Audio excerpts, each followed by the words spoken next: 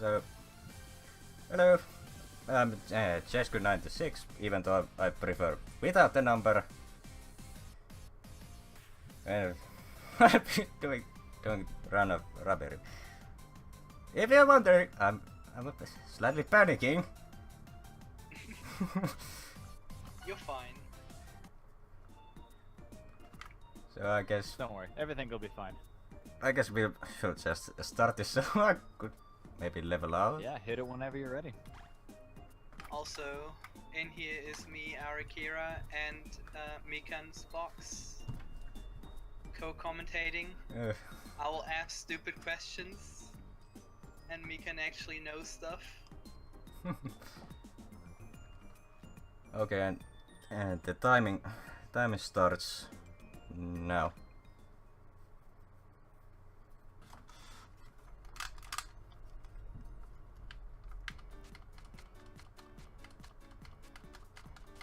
So pretty much for the good while of the start of the game, we are just going to do quick drops. Because there are hardly no other movements this early. And Yeah, at the start of the game you don't really have any other movement options, but you can quick drop in the air here. That, of course, you can't call it anything else except bunny hopping. So that's going to be our fastest form of movement for a good while here. We just picked up the hammer, which is going to be our basic attack here. You're going to be seeing Jesku swing at some enemies here. In addition to, obviously getting them out of the way, you actually can level up your hammer, which will give you a couple more attacking abilities that you want to get before some bosses.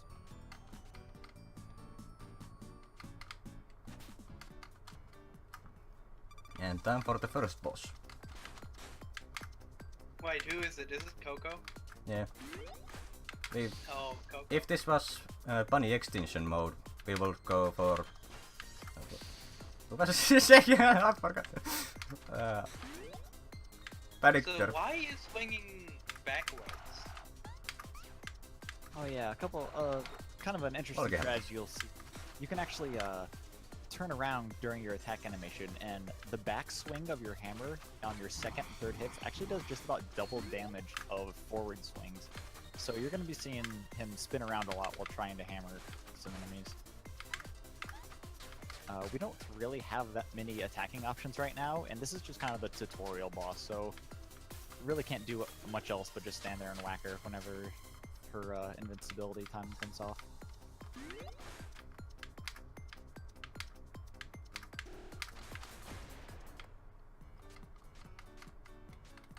That was maybe a few hits too much.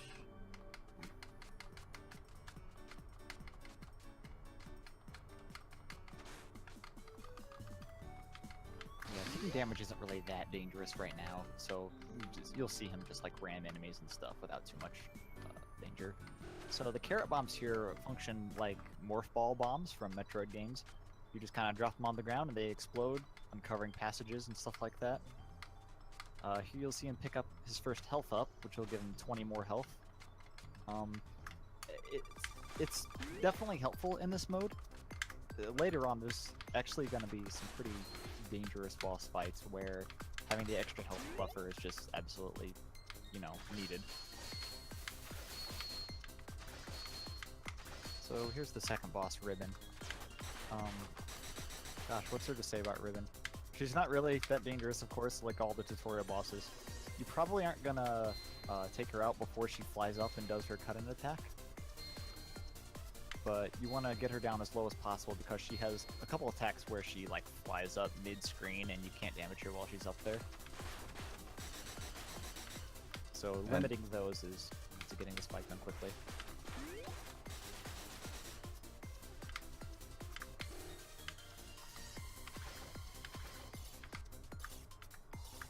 I should maybe learn something how to do before the second flying.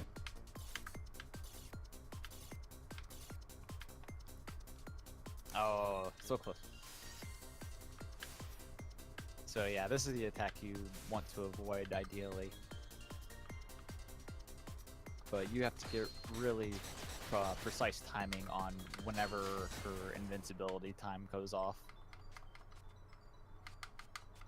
So, he's been leveling up his hammer a couple times. He's got a couple more moves. Like, you'll see him doing this standing drill, like that one right there.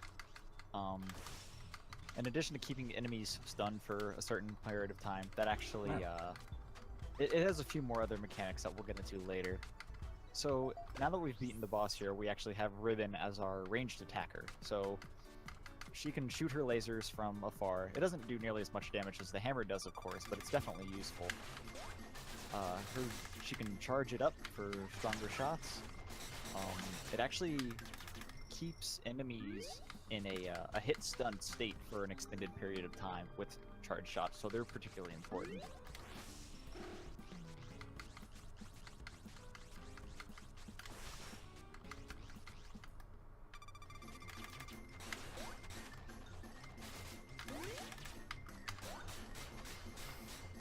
So the mana up there, that's going to give Ribbon a couple more shots from her charge shot before needing to sit to recover some MP. It also increases Arena, your main character, Arena, the bunny, her stamina at the bottom. You can't use your hammer if your stamina is empty. So when you see it flashing, that means that it's recovering and they're not able to use any sort of hammer attacks until it refills all the way again.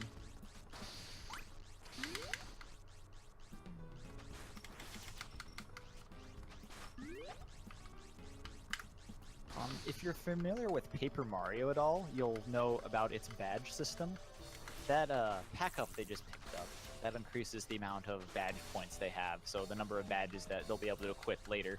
They don't have any badges right now, so you won't see that in use for quite some time actually, but it's just a really convenient time to pick that one up. And you'll also see that they hopped inside the pyramid right there for just a second to pick up this Easter egg. The Easter egg, it gives you a certain amount of money, which is going to be important here when we visit the shop just a little bit after this boss. There's a bunch of Easter eggs hidden throughout the game, and while they don't seem to do very much, they actually do give you a substantial amount of money for this point in the game.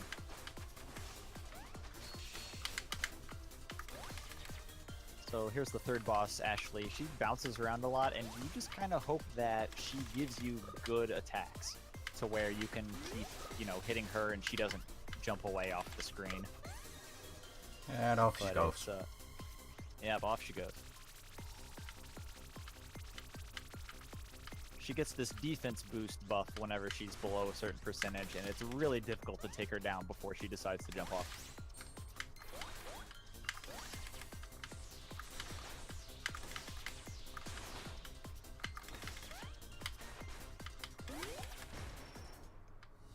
This is the first time I killed Ashley this fast.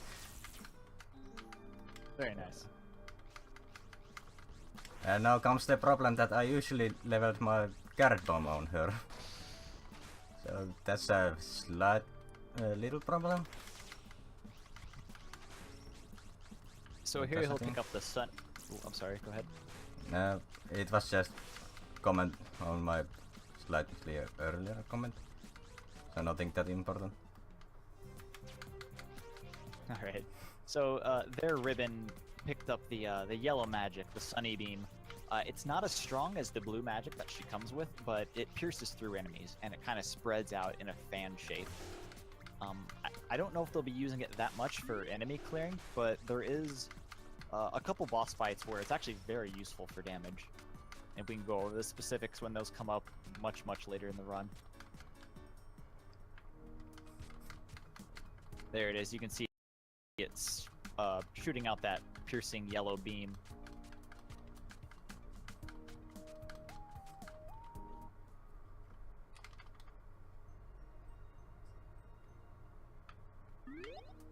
So here's the town. It's kind of the hub of the map. You're gonna come here to shop, to talk to some people, and to trigger some story events, just like this one. So here is where Arena receives her, basically the main quest of the game is to go around and collect town's members to bring back to help with some stuff in town. in a typical run of the game, you actually only need 10 town members in order to access the final bosses of the game. This category will be getting all town members, which I believe is 24. It gets all of the main game bosses, and it actually goes through some of the, or I guess all of the, there's post-game content, and it goes through all of that and grabs the town members that are in the post-game as well.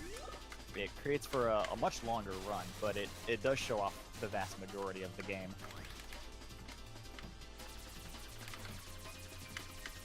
There's a lot of different strategies and extra items and stuff that you'll be seeing in this run compared to a normal 10 town member run.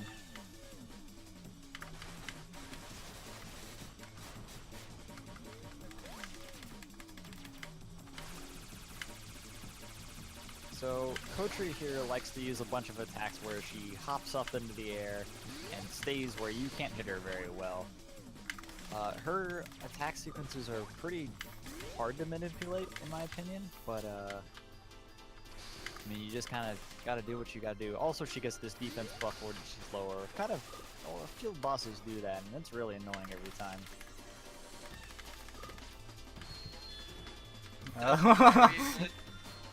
Does area glitch work on That was close. everyone? Does it? That's a good question. I honestly don't know. It probably does. It could work. Never tested it though. But probably harder to time. Yeah. Right. So, okay, 5 health was a little low, but we made it through. It's all we need. That's all you need. As long as you're not dead, you're fine. Also, slipper jump on the first attempt. Which is, I'm happy for that. So if you're playing the game casually, at this point you'll see these this item over here, and you'll have to go all the way around and do kind of a small quest to grab them. But with a little bunny, you know, Bunny jumping, you can actually just, yeah, you can actually just grab them right then without having to go through another long area. That was actually the high jump you picked up there. It lets you jump just a little bit higher, and it's the first of a good amount of movement speed items we'll be picking up. Well, I say movement speed, I guess just mobility in general.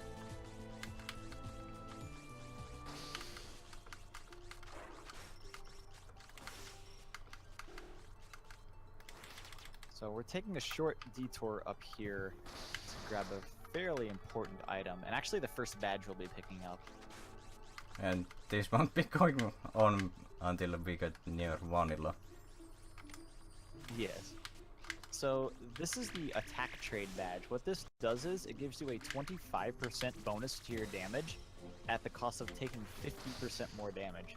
It's actually very dangerous, and once we put it on, it'll actually be the point where bosses become actually quite dangerous. You'd want to not take any extra damage because you're going to be getting wrecked pretty hard. And even normal enemies can easily kill me during the round. Or at least kitty bombs. But we're not going to be putting it on quite yet, not until we get to the next boss. And you'll be performing the badge glitch, I assume? I could show it off, as it is quite simple.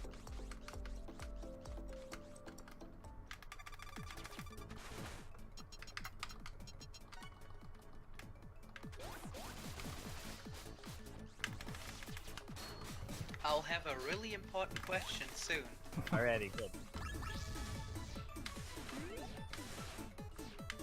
And I'm not sure how many notas, but just there, Vanilla got 1 level more than she initially started. Oh, I see. So, Jesku, Yeah? which is your favorite music in the video game, and why is it Bounce Bounce?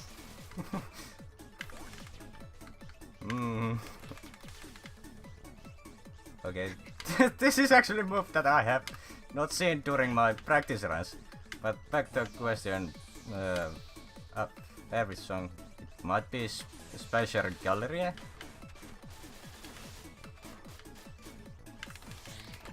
And the reason for it that I like it, I don't really know. I just like that song.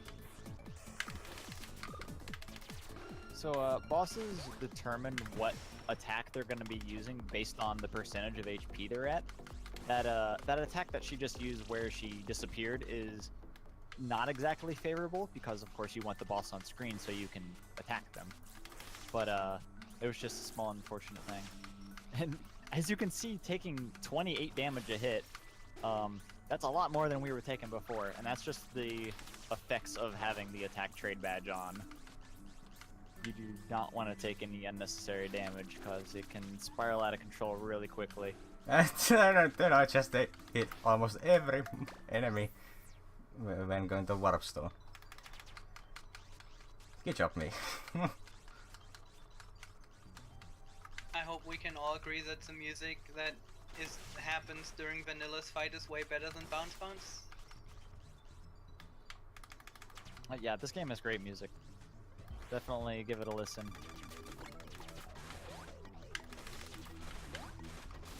So now that we're a certain point into the game's story, we can access this boss over here. It's actually very important to get out of the way quickly. There's a lot of story triggers around recruiting this boss, so you want to have her recruited almost as soon as possible, so you can access all those other events.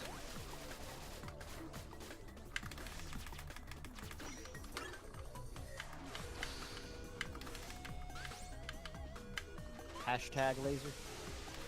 Oh. So you'll see this flashing BP meter that's above Ribbon, the flashing red one.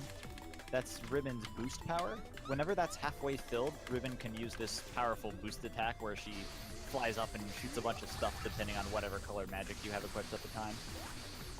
It also refills a certain amount of stamina for Arena, so rather than using it as soon as possible, you'll likely see him use it at, you know, opportunistic times to get stamina back.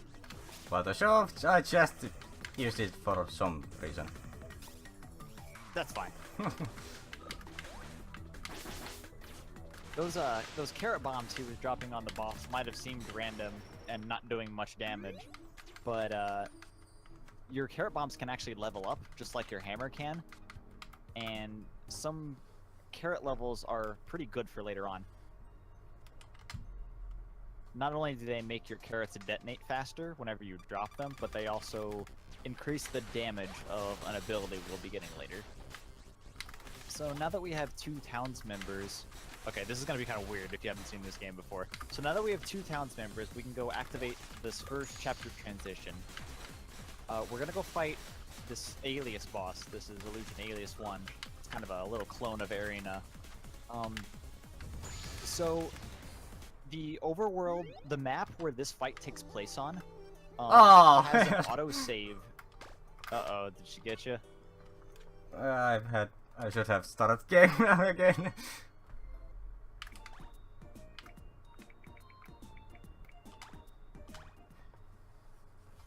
Oh, that's the wrong autosave. Yep. I see. Anyway, I'll go ahead and continue. So, the map that boss takes place on, Whoops. actually has an autosave trigger that triggers right after the boss dies. Hello? So you can reload. Okay, yeah, it looks good now. So you can reload after that fight, and it'll actually take you. Thank you. Oh no! It froze. Yeah, I think escape removes it. I think the default is Shift Tab, but I don't know what you have yours set as. I had a shift tab. Shift tab It works, just but froze. escape also removes it, I think. Oh, I see. So anyway, we kind of skipped chapters. This is like a later chapter area we kind of went into right here. And there was another glitch that was performed there, but I'll explain that one later when it comes up again. Anyway, we had to beat up some nerds. And now we're going into the Alias 3 fight. We're kind of skipping over Alias 2. We'll do her later, but we kind of skipped some chapter triggers there and went straight to the Alias 3 fight. So this fight is actually a little bit dangerous. This particular part is kind of an auto-scroller. You can't really damage the boss, though doing so does give you some health back, so you might want to if you're a little low on health here. But it's actually a really good time to level up your carrot bombs as well, considering that your damage doesn't really matter.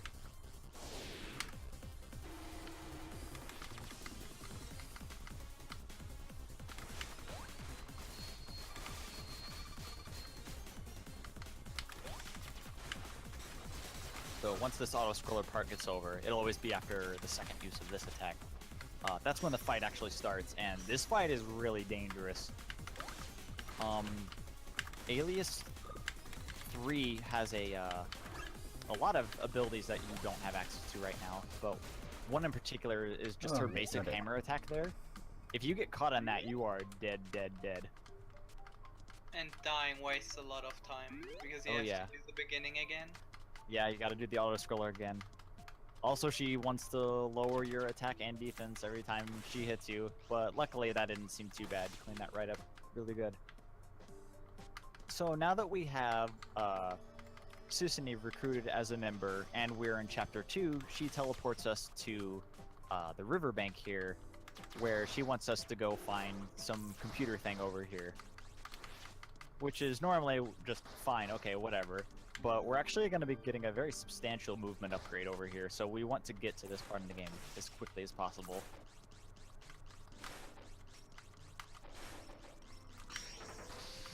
Going to take a small detour to pick up the Bunny Whirl item. This lets us do a spin attack midair. We actually couldn't attack midair until finding this item.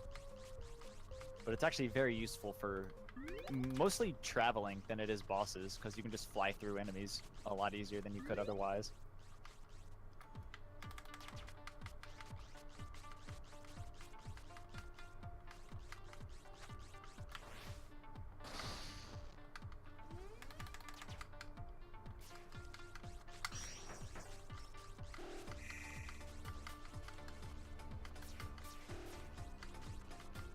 You notice in the bottom left of the interface there's a little blue sphere now that's slowly filling up, and now it's flashing.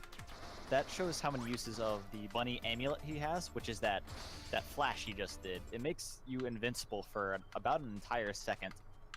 So you can use that to dodge patterns or just, you know, dodge these lasers, because you saw how much damage they did. We're already almost dead. Oh yeah, there are also some walls that you only destroy with carrot bombs or with magic. So that's what's happening from time to time when you see something suddenly appears. If you shoot with magic, yeah. So just in that previous room we picked up the slide. So now we can slide on the ground and do what we call slide jumps. I guess that's a really easy name to remember. Which is faster than doing the bunny hopping, so you're going to be seeing a lot more slide and jump movement from here on. Jesku, how much harder do you think is the slide jumping for you? I actually found it really easy. I agree, slide jumping is much easier than bunny hopping constantly. The movement upgrades in this game actually make movement easier. True. And easier and faster, both. But So- air dash is still better. Oh, air dash. Oh yeah, air dash is very much better. So you saw he unequipped attack trade to go through those lasers just because he could damage boost through one or two more, you know, with the badge off, because he wasn't missing that extra defense, and then promptly put it back on for this boss. That were actually some hot dodges.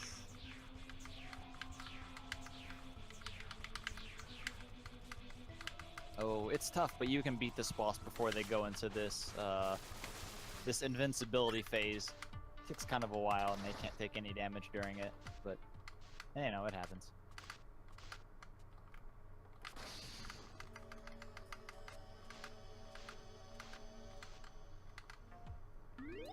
That was weird, she kind of bounced behind you.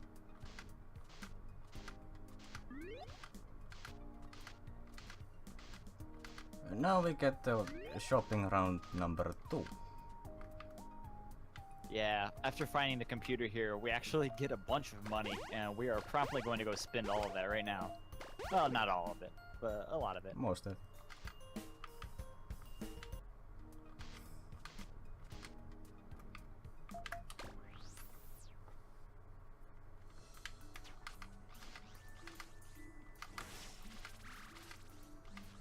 Attack ups just straight increase all of your damage you do. And then they bought a second bunny amulet, so now they have 2 charges of that invincibility flash. It actually has a couple more properties, but we'll get to those in a little bit because we don't quite have the associated abilities yet.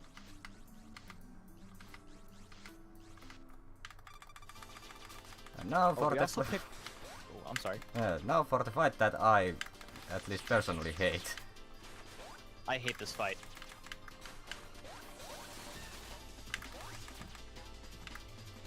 So we also picked up the bunny strike from the shop there.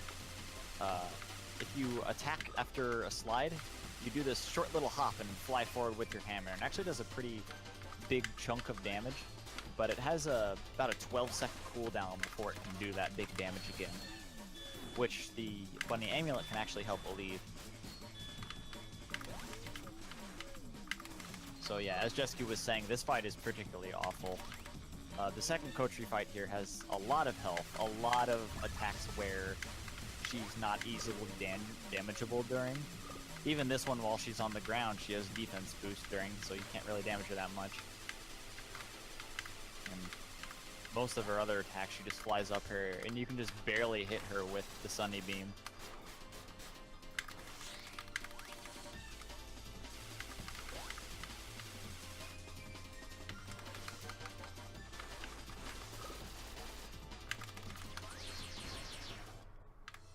And we still got decent kill on Kotori.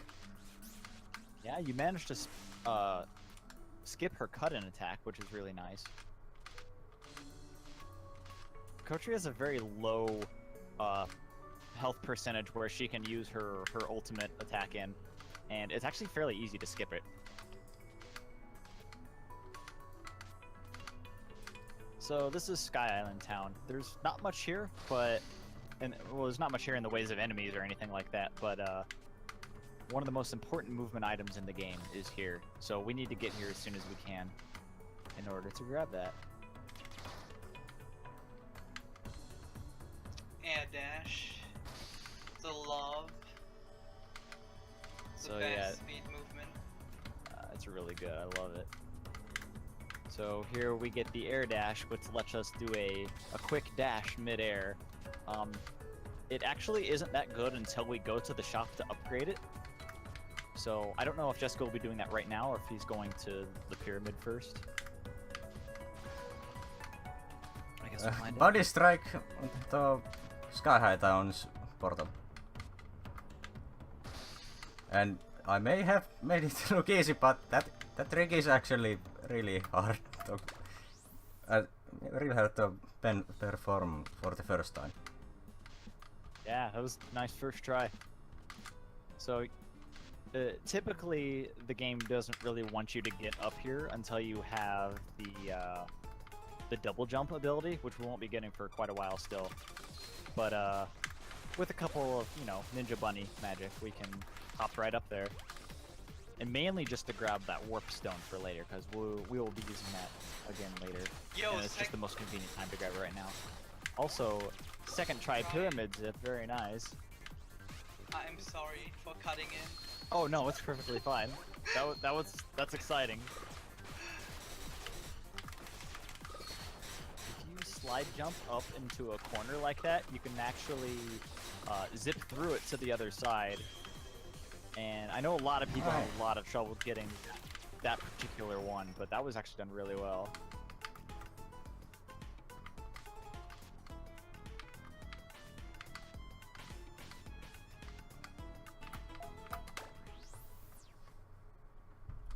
And as much as I talked about air dash being a good movement ability, it's actually a really good attacking ability too. So, I just noticed Dora looks Nice! easy on this difficulty as on casual. We don't have enough iron! Oh no, there's not enough money. Oh no. Oh, Quickly to farm. So to upgrade air dash to level 3, you need about 1,400 money total, and we were just a little bit shy of that. So we can only get air dash to level 2 right now. So we're gonna have to have a small farming session, I think, in order to get it to level 3.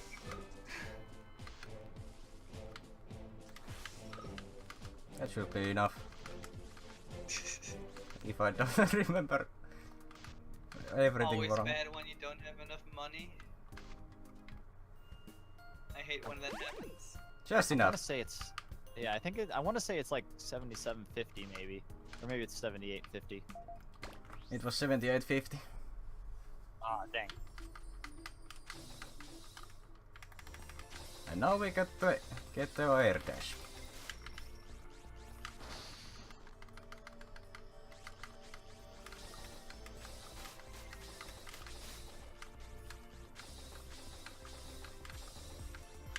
So you can quite quickly see just how superior air dash is in movement.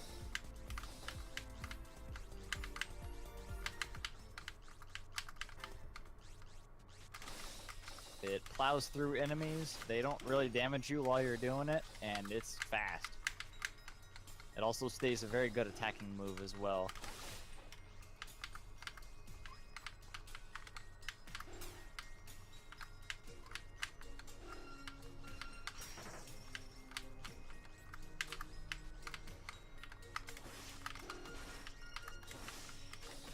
So we're taking a small detour over here to the Icy Summit, where we're going to be grabbing the super carrot up here.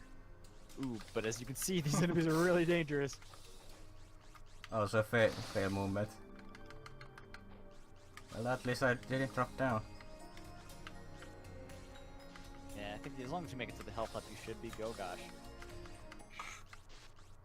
And we are safe. Nice. So the super carrot's just great. You take us, what it is, it's like this charge attack that I'm sure you'll see him use in the next boss here. It creates kind of a pillar of light from underneath Arena that does very good damage to anything in a big radius around her, reaching all the way up to the top of the screen. The only problems are that you take more damage while you're charging it, so don't get hit. But after it goes off, you actually get about half a second of invincibility. And using an amulet also refreshes the cooldown timer of it. So it's likely you'll see a couple times where you'll see a super carrot immediately into an amulet, into another super carrot. It actually extends the invincibility for a good while, and it can do a very good amount of damage during it. Oh yeah. I don't know if you stated, but it also increased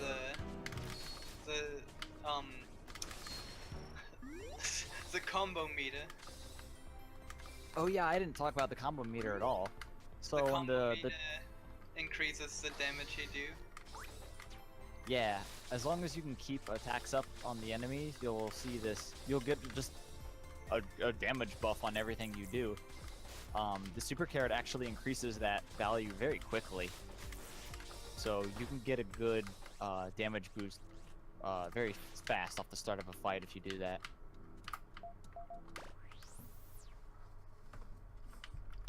The combo meter will kind of tank a bit, like a lot, if you take damage, so it's just another reason to avoid taking damage, in addition to, you know, death.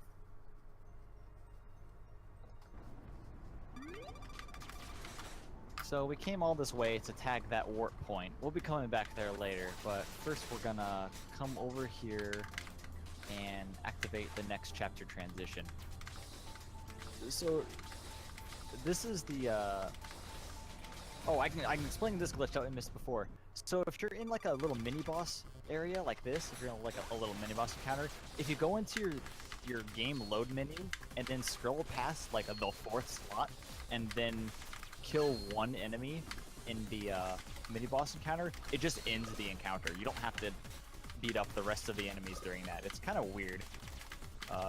There's a reason it works, and it's kind of silly that that's how it works, but anyway, we're on to the Alias 2 fight. Oh no. I think you got knocked back, holy cow. Well, at least it was quite clean. Could have been worse. Ugh. Looked pretty clean. And Yeah, it did. one good thing about normal is that during Alios 2 there is a lot bigger, less chance. I mean, to cause an soft lock. I guess it's a soft lock that would prevent. How to explain? Prevents from progressing until you restart the game. Yeah. If you kill Ribbon too early, there's a soft lock. But that can happen. Mostly happens It in. happened to me on casual actually. Well, mostly it's it happens definitely during 10 TM casual. Here you'll see that mini boss glitch again. This fight has like 8 or 10 enemies in it, but with the glitch you can just take out one and continue on your way. And all the enemies get killed by magic only in this place pretty much. So it's really helpful. Oh yeah. So here we picked up the air jump. So now we have double jump, and you'll see a lot of really slick movement with the combination of quick drop, double jump, and air dash. The quick drop double jump looks so nice every time I see it. Yep. Get Makes a me very so large happy. screen view. I know, it's really fun. Just playing this game is really fun. Oh yeah, and coming up is another zip to skip a boss fight. That took a bit longer than it should have. I think the first one would have worked. Oh yeah, so how that works is, if you kind of slide zip up at that corner there, you can activate an autosave, and whenever you load that autosave, the game thinks that you're too high in the wall, and then it zips you to the right, into the boss room. So if you walk left and trigger the boss fight from the wrong direction, it actually just thinks that you finished the boss fight.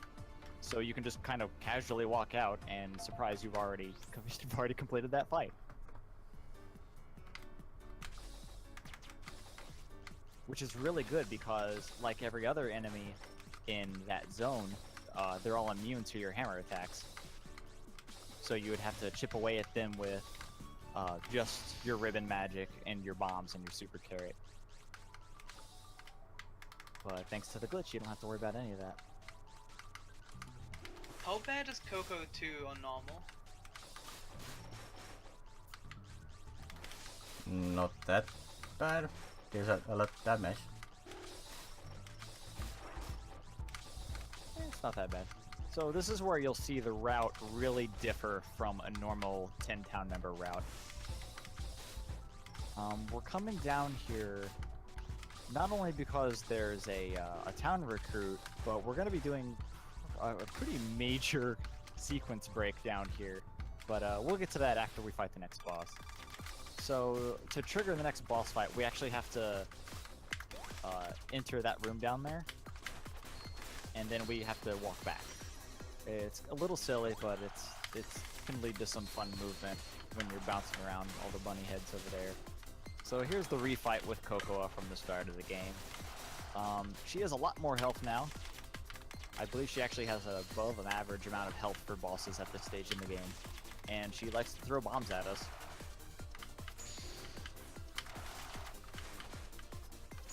Cocoa doesn't really use any of her dangerous attacks unless you let her run to the other side of the screen, which she'll do sometimes. If you can just kind of keep her in hit stun on one side of the screen, She's going to the other side. Speak of the devil. Speaking of, yeah. If you can keep her on one side, she's not going to use too many of her dangerous attacks, but if she takes off, she's going to start. She's fast. And then we get a sub-chapter that is short. Oh yeah. That wasn't too bad. So, after you get 6 town members, this silly little side chapter starts where you get to play as this other character, You get to kick some people in the face for a couple seconds, and then it's over. But then came the bad RNG. Everyone just ran everywhere. Yeah, ideally you won't want them to run away, but you know, sometimes you just can't help it. So yeah, there's the side chapter over, and now we're gonna be doing a pretty major skip. At a much later point in the game, and by much later I mean like much later. Pretty much near the end. How would I quantify it? You know in the Mega Man games when you have to do the boss rush at the end? Well, we're gonna be doing the boss rush now. So if you do a slide clip in this corner here, you will zip into the boss rush section that the game expects you to do much later. So we're gonna be doing what are supposed to be refights of all the bosses, but this is gonna be the first time you're gonna be seeing quite a few of these bosses. And the only time you see some few of the bosses. That's true, it is the only time you'll see a couple of them.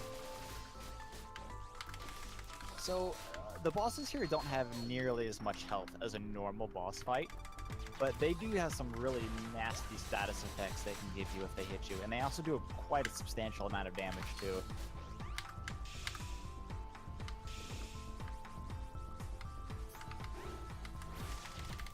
So, with any hope, we'll be blowing through here without too much issue because the bosses can be taken out that quickly.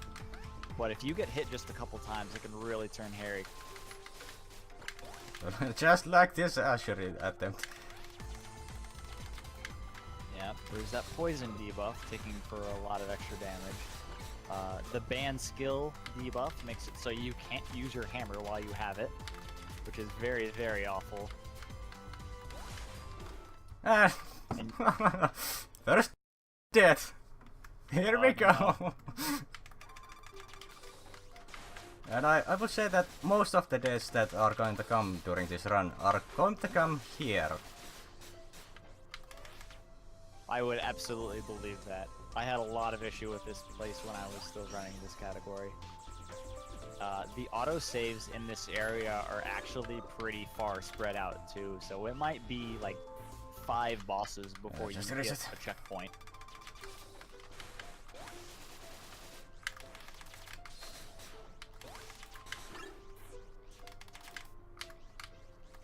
Sayoch is just being mean.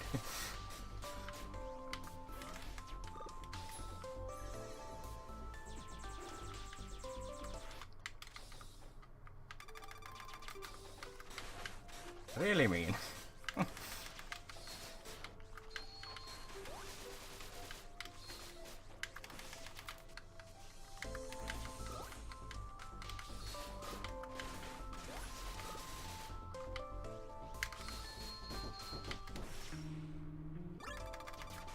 Yeah, that's just the nature of the boss rush. The game expects you to have a lot more health and helpful badges during this point in the game. So they just kind of threw everything they have at you, but since we're doing it so early, it's just really dangerous. And then I miss every hit on the Ashery. But again, she didn't hit me, so good raid.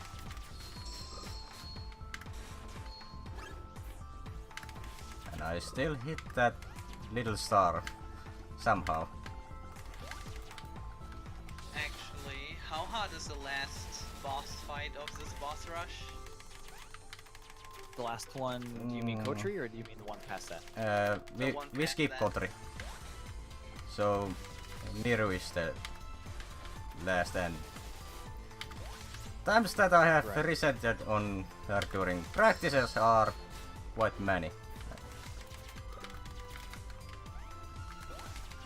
Yeah, I remember whenever I was running this category, the Kotri refight was actually my hardest one. But currently we just skip over the trigger. That's true. I forgot about that. You can do that now. So no fight. Well, I'm jealous. You know, at least you receive a bunch of extra health after taking out one of the bosses. That's like one of the saving graces.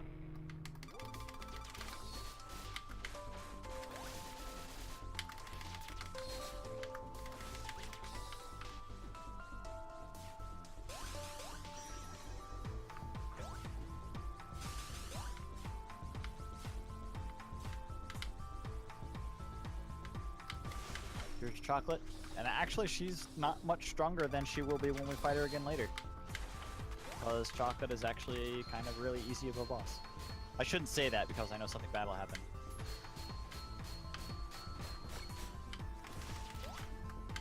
Yes, I got Pandora location changed. And I got hit by shit. Well, better than hit from the beam.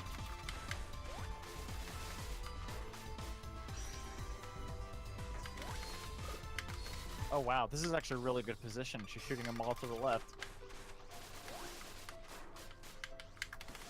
So after Pandora there, that was actually the first checkpoint. So now we're on the second legs of the boss rush. And just for the vanilla, I have developed a fast kill. Because in here, she's a pain.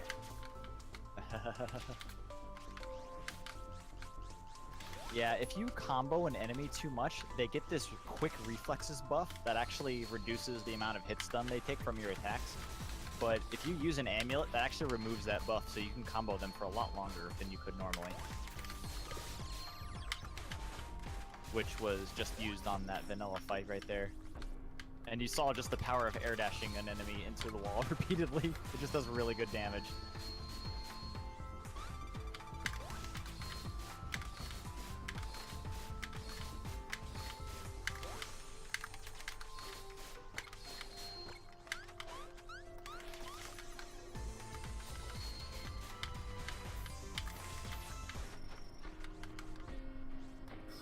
It might not have been obvious, but we picked up the, right before coming in here, we picked up the charge ring for Ribbon. What that does is it lets Ribbon it lets her do a double charge on her charge attacks. You'll see a little extra couple rings around her whenever she has a double charge ready. It just gives a higher damage and actually some extra properties to some of her charged magic.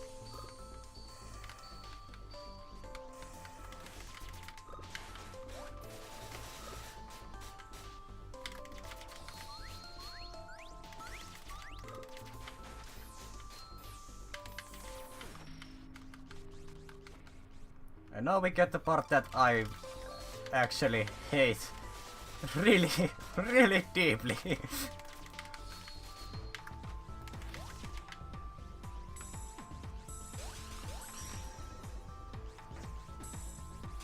Alright, there was another autosave checkpoint, but this last leg is actually really difficult. They throw most of the hardest bosses in this one leg. Nixie is Tuomullessa on Nixie. That's not good. And then we get Arurana. Arurana? How you pronounce it? Something like that, yeah. Yeah.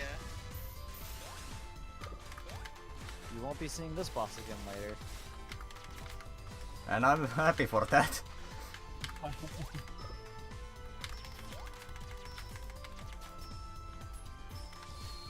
Chat really seems to like bounce. You'll get a couple bounces later. At least 2. And Arurana down. Then we get slightly easier bosses. I feel like I have more trouble with Lilith than I do her.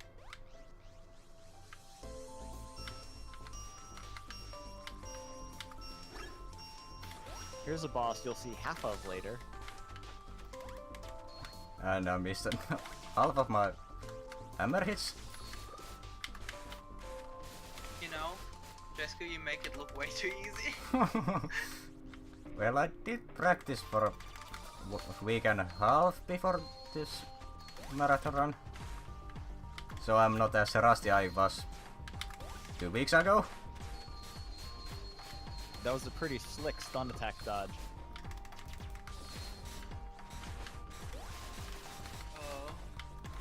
It might not be obvious, but this entire arena is filled with water, so it kind of slows down your movements.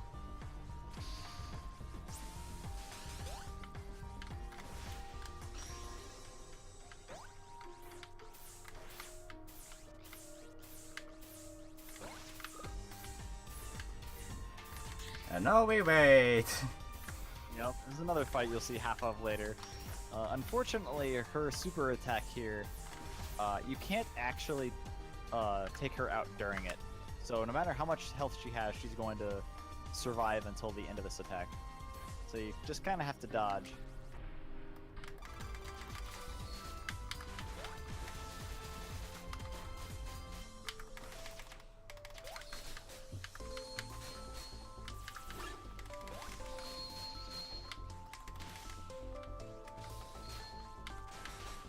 Luckily, they throw Rhea in here as like a free boss. Well, I have died once on her during practice. I was about to say I have to. And this is where we would fight Kotri, but we just go over the trigger and forget that fight.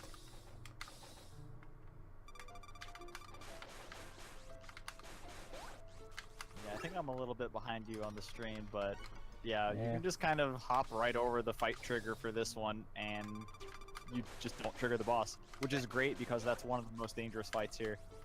Also, pretty much the same thing will happen later on, I think. Or do you do the bounce? Yeah, you'll be seeing another similar skip later on too. Here's the emoji boss who makes some funny faces. Feel free to type in that if you want. It's a cute, cute boss. Unfortunately, he died fast enough where there were only two.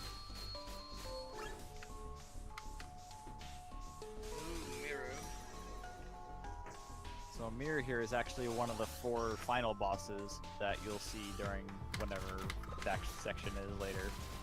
But of course we get to fight her early in the refights.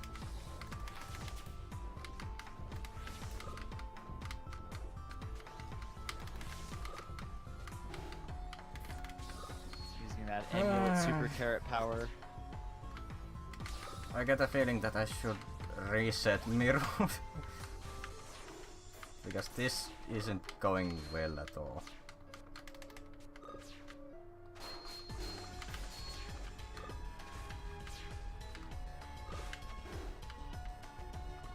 Yeah, if you let Mirror get away, she's got a bunch of patterns that'll make her disappear and you can't really damage her.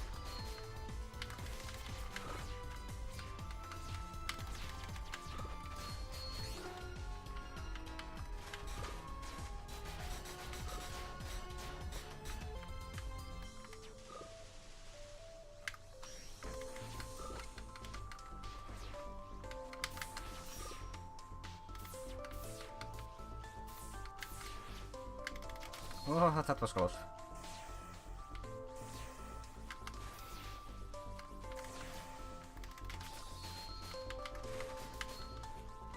Yeah. Yeah. Fuck. Oh no. I don't like the sound of that.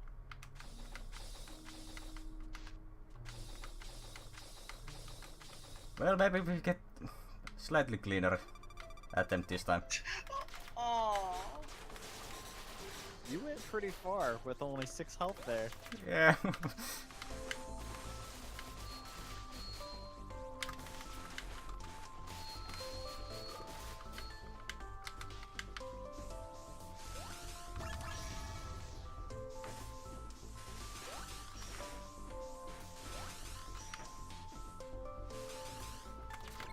Yeah, Mirror actually gets stronger as her health lowers. Eventually she just gets a double damage buff.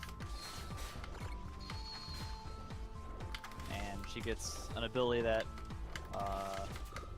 does she get Hex Cancel? I don't even remember. She has Hex Cancel. Yeah, Hex Cancel just negates every 6th attack you do, so that sucks if you're using some strong abilities at the wrong time. This time it went easier. And now for the Alius 4.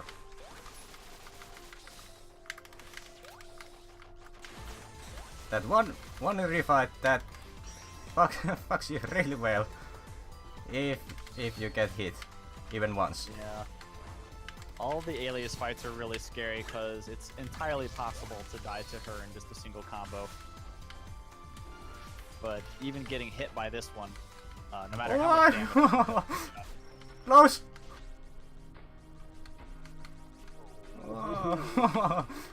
Spike. It's only 140 damage. You're fine. And then I just died. That's the spike. That's a nice catch at the end there. Ugh, which boss? On the spike? Oh no!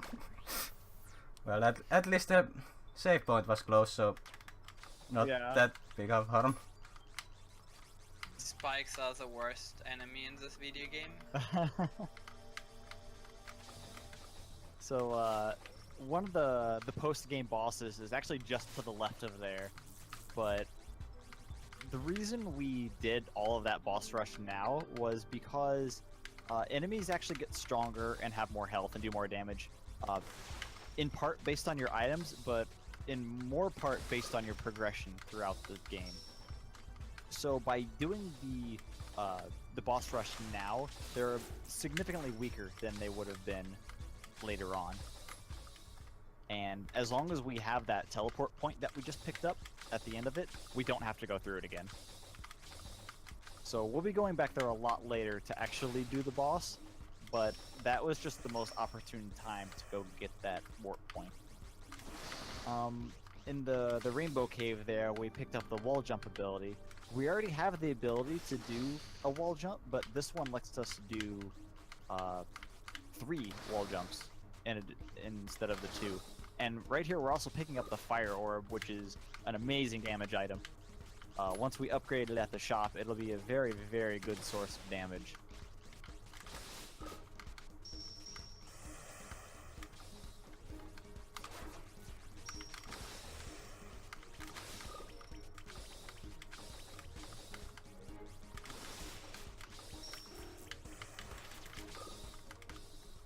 Do you fight Kocher right now? Yeah. Okay.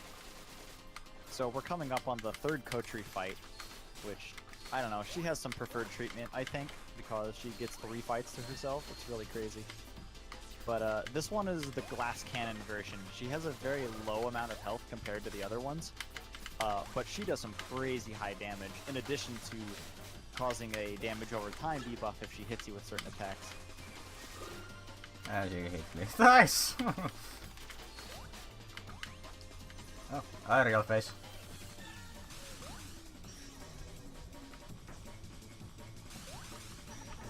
It's only 66 damage with ticks of 10 afterwards. Ah, fire orb got the kill. I love the fire orb. Yeah. Best item. 10 out of 10. So whenever you deplete all of your stamina, the fire orb spawns these 3 little circular fire orbs around that you probably saw during the boss fight. Those do very good damage, and they're not even upgraded yet. We're about to go upgrade them, I think, and they're going to be doing a lot more. It actually works very well with the super carrot into amulet combo, and that is because using a super carrot actually drains all of your stamina. So it instantly turns on the fire orb and does even more damage afterwards.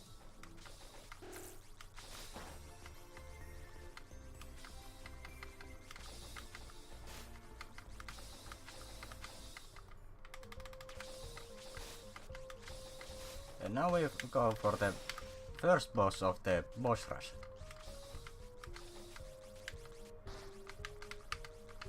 If I just hit the spring and stop hitting fairies and bunny girls. I love the path through here when you actually have all your movement upgrades. It's really fun. It looks so confusing. Oh, it is. I just remembered one thing. I forgot to go get badges. Which badges do you... Survival health, survival health wager and crisis boost. Oh, I see, yeah. That's fine. You can get them later. Let's Whatever. get them after Saya. Just to make this game a lot easier.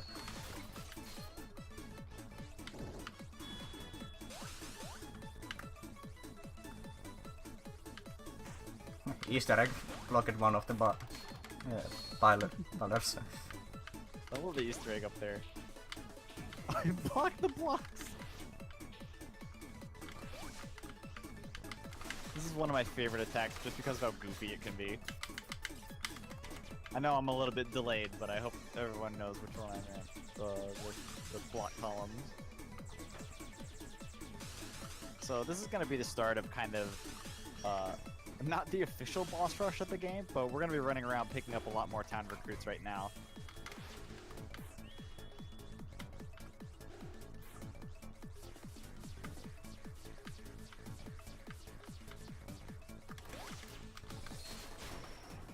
And that's side down. And now we just And go find her. Or recruit her. Oh yeah, Sai isn't actually recruited right after you beat her up. You gotta go find her because she's feeling a little bit lonely.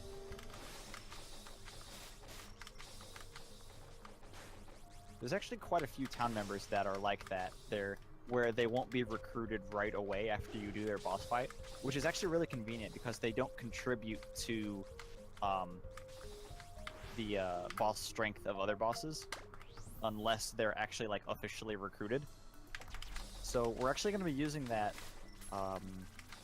for a couple bosses. We'll go beat them up, but we won't actually recruit them until later, just to keep boss levels as low as we can for as long as we can.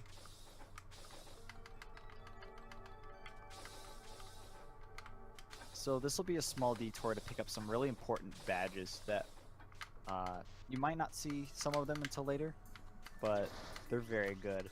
The Crisis boost here gives you an attack buff if you're below a certain percentage of health. There's one, maybe two bosses especially where that is very, very good, because you'll be using some really fun tactics on that one. And then the other badge we'll be picking up is Survival, which makes it so that as long as you have more than 1 health, you'll be taken to 1 health and not die if you get hit by an attack, you know. So that's that's useful for everywhere, obviously, for not dying, but in one area specifically, that'll be extremely important and absolutely vital for not dying.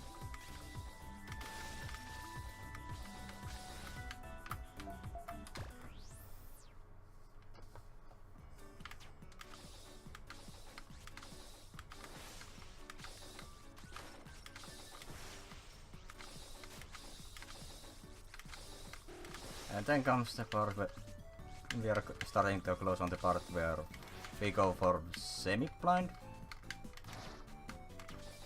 As we can't see that much. Why did I hit those spikes?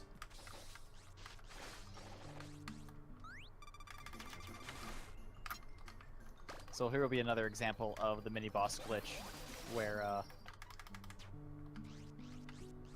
he'll do a glitch just to skip like the entire event.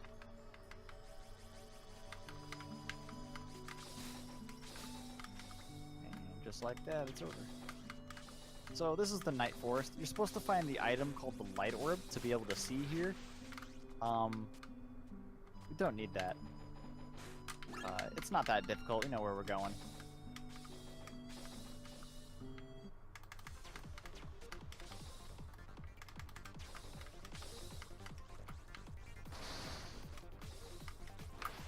And now it's time. Oh, that was pretty slick. Time for Larkwood. So, that might have been a little confusing, but we entered that boss's room through the wrong direction, and the game just thinks that we beat it. Because the boss spawned, like, the wrong way, we instantly walked out of the room, and then the game just thinks that the boss is over, because they're not on screen anymore. So here we go traveling through the Plurkwood, which is a very odd area your first time here. The enemies are all different. The sound effects are kind of weird. And it's kind of long, but for all town members, there is a town member at the end of this that we gotta grab.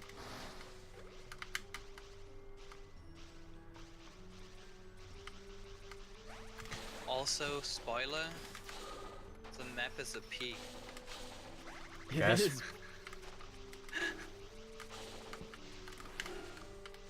Everyone in Plickwood lives in a P.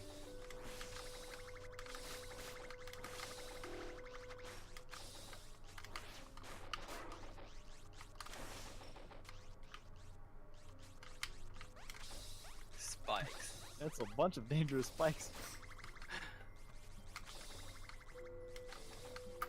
Spikes are fun. No, we Good that need you don't have some to do the here. library.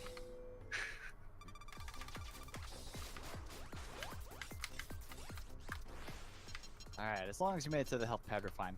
So, here is the cat's mini-boss. You can actually deal with them the same way you could any other mini-boss by doing the mini-boss glitch. Normally you would have to take them out both at the same time, or else the other one would respawn. But with the mini-boss glitch, you actually just need to focus fire one down and not have to worry about the other one. Oh, I didn't know that. Oh, that the glitch worked on these guys? Yeah, Yep. that's actually cool. Yeah, the other one just kind of hangs around. It looks pretty funny.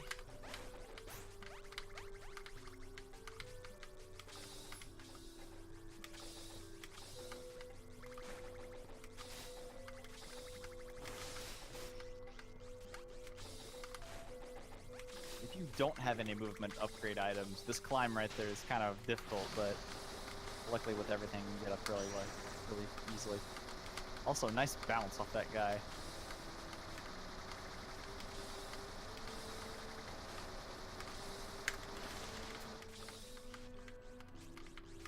That room could have been a lot worse. As I have had times where I had maybe 1 or 2 health when reaching the end. You made it back before the explosion. I think you won.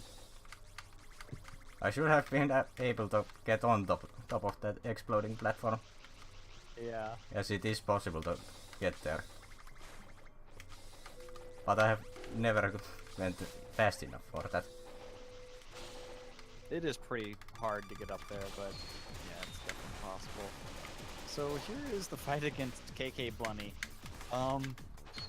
Her attacks are really weird, but She No, it's all throws in good fun. meaty bones.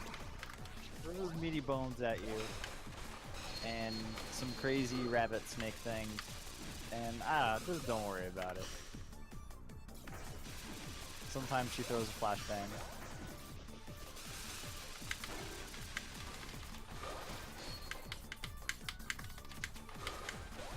Oh yeah, and bounce. Not gonna lie, this fight confuses me every time. It's entirely possible to get her to hop into the spike. Oh, the kick is flashback. You can get her to hop into the spikes, and it just instantly ends the fight. It's really hard to do because she is not knocked back by much at all. And it's sometimes more trouble than it's worth, but it is possible. So after the fight, we pick up the P hairpin item, and what this does is that it gives us an attack boost based on our combo amount. So the number in the top right that's tallying up for every hit you do, you actually get more attack power based on that number. So And- Jesku. Oh wait, sorry. No, go ahead. No, this is not as important. Okay, I was just gonna say, KK actually isn't recruited until you talk to her in town, so we're gonna be doing that a lot later. So, because if we talk to her, it would increase the boss levels of all the other bosses.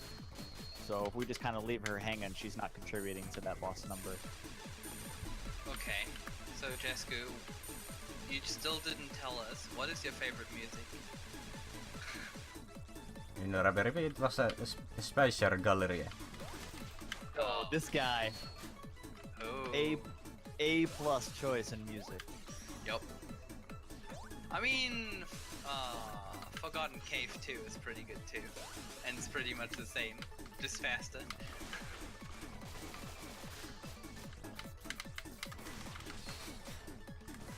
Poor Chocolate here isn't that dangerous at all. She has an annoying heal that she can do if she's let to do it. It can be kind of tricky to skip sometimes, but Other than that, she's just entirely non-threatening.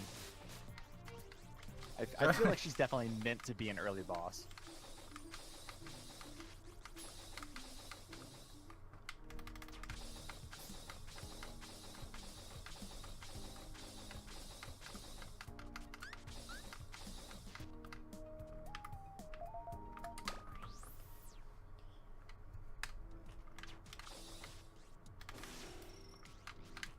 And now it's time for Neve. Don't forget the Cocoa Bomb. No, it's for her later. Okay. Oh, bounce, bounce.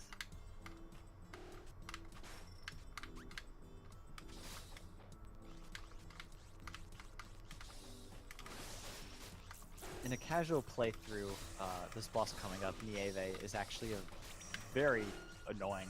She bounces around a lot, as her music would imply, and how as people in chat have been implying. She's very hard to keep pinned down long enough to do any significant damage. And more bounce! Yeah, I don't like that fight on any difficulty.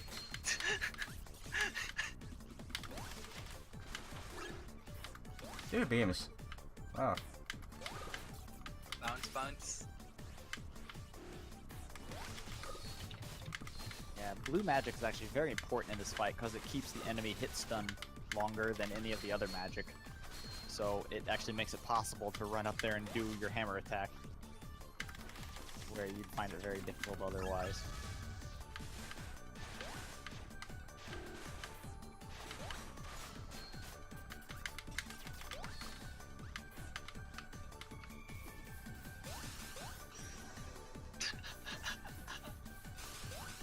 You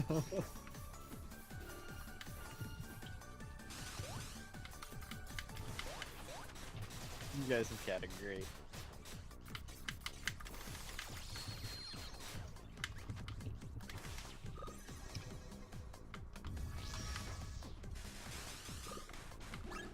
So after Nieve, we pick up the oh, Hey! Just Neve! I don't like that reaction. Oh, yeah. Wait. You're gonna chase soon. Oh no! Oh. Try to be That's sad. sneaky. She was on to you. No sneaky bunnies. And this time we have different attacks. She has a lot of attacks. Also no double S's. Oh, she really likes to use different attacks each time.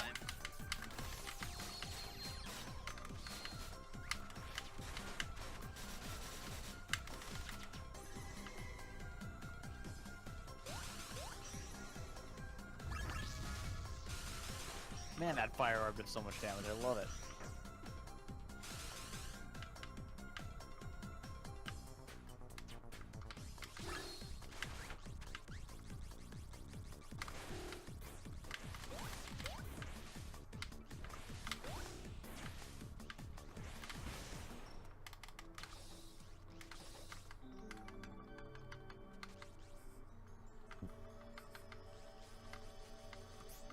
I hate that attack.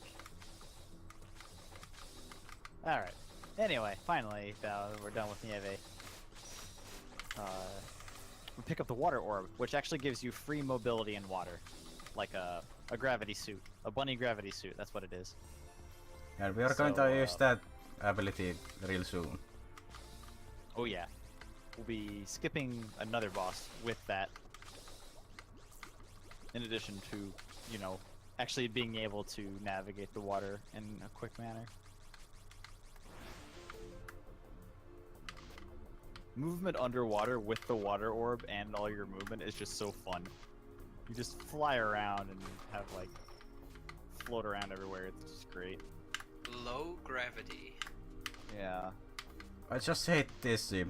This is one of the things that I have not learned to be consistent with. looks Yeah. really annoying. Yeah, with the water orb here, if you do a slide jump, you'll just kind of zip sometimes. It doesn't feel that difficult, but sometimes it just doesn't work. I don't know, I need to look into this one probably. You just slide jump into the corner and you'll just zip into the boss's room and skip them. That's the target anyway. Took few tries, but we got it, and then There you go. causing boss to spawn on the other area. And there you go, suddenly you can see again. So, if you trigger the boss fight, walk back in the boss's room, walk back out and trigger the autosave, and then reload the game, it actually makes everything bright, even though you don't have the item that gives you light. And then you can just make a quick escape. Good boss fight. Looked way too easy. But that actually doesn't recruit that member. We'll be doing her recruitment fight in a little bit. Oh yeah. So here's really cool skip right here. This is what we call Nixie skip. What we'll be doing is flying off. We're wall jumping off of a invisible wall that you can't see. Triggering an autosave, reloading the game, and that gives us our jump back. So we can jump and wall jump again. We can keep scaling this invisible wall until we can fly clear over the trigger for the boss. And then, like a lot of the other bosses, we trigger the boss and immediately walk out of the room. Like the cutscene just makes us keep walking out of the room. And then that just makes the game think the boss is dead. So we don't actually have to fight Nixie right there. And that both is the recruitment for Nixie and Nieve both. So you get both of them at the same time after that fight. After that skip, rather. Which is good, because Nixie's a very annoying boss otherwise. It's literally the best skip that exists. I was so Fight happy me. when we found this skip. Fight me if you think otherwise. So that's reverse Nixie, because you scale the mountain to get up to her. That's reverse Nixie, no Nixie.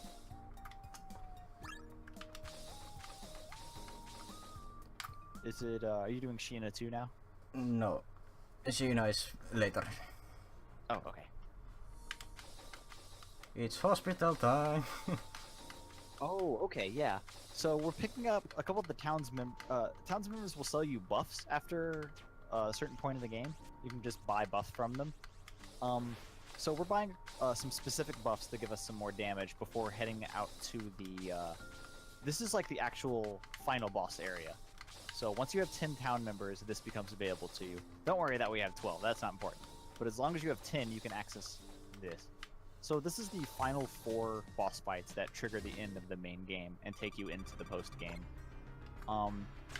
It starts off with this fight against Miru, who might trigger a couple what faces from chat, I don't know. Might be a little late on that one.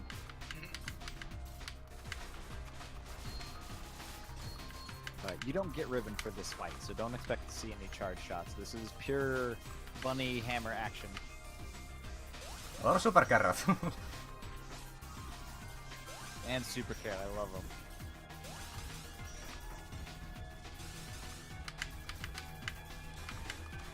Fire Orb does a lot of work doing this boss. So the buffs that we picked up, defense up, makes us take, I think it's 20% less damage. It might be a little more than that actually. Amulet Cut reduces the amount that our amulet gauge on the bottom left there is reduced by every time we use an amulet. And Give Defense Down does exactly what it says. It makes our attacks able to give a defense debuff to enemies, which makes us obviously do a lot more damage. So there goes Miru, and I know I said there were 4 final bosses, but there's actually about 2.5. So... Hey. So... Well, it's 2 and... That's mean to say. It's Just 2.5 because we skipped to completely one of them. Yeah. And just start off the one. So here's our half boss, Noah. So this is gonna be kind of weird. That's right. So Noah's gonna be using an attack Noah's gonna be giving us an attack. You already did it, but I'm gonna say what it is anyway, so everyone knows. She gives us this debuff that makes us huge, big bunny. So if we do a series of air dashes against the screen, First try. and then we do an upwards drill and then an air dash, it actually disjoints our hitbox and makes us go down through the floor. It takes us out of the boss fight. So that boss fight is over. We fly through the air and skip actually the second fight entirely and just find the trigger out of bounds for the third boss fight. So this is Noah 3. This is like the actual end boss fight.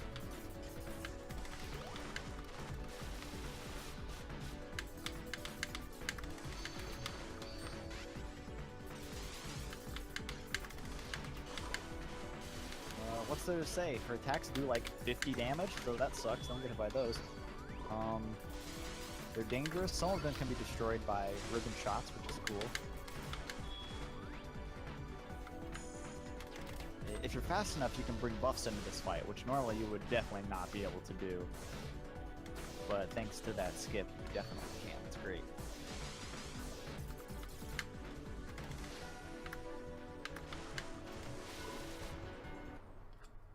And there's no thread down. And now we have end cutscene, which we are Very nice. going as fast as we can. So ending this fight triggers the end of the main game, so it brings up the credits, but we're not done quite yet. We still have We have a bunch couple of accounts things members to get. do. Also, last shopping spree.